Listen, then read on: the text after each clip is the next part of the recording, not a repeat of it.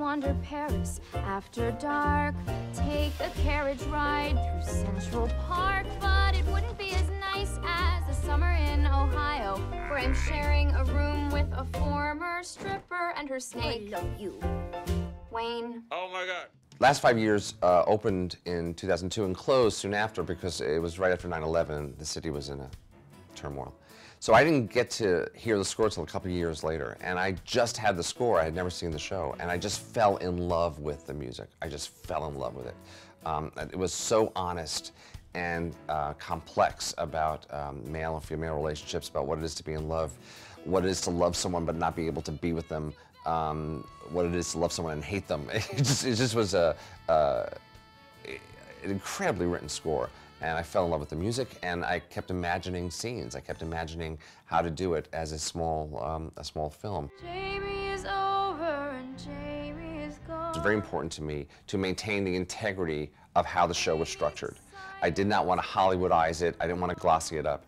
Being a musical theater fanatic, we're like Comic-Con people. We're obsessive compulsive. You know, we have to have our musicals the way they're done and the way we love them. So the structure is the structure that Jason created. She goes from the end of the relationship to the beginning. He goes from the beginning to the end. I thought that would be also something we haven't seen before, a fresh way of doing a musical. I wanted it to be organic and real and shot in a very low-budget, real way. Anna has that incredible talent and star quality and realism that I really wanted for Kathy. And so we met, and I fell in love with her. We bonded over, 1930s movies. And the deal I had with Jason was that I would pick the actor because I needed them to be actors. I needed them to be able to act the songs.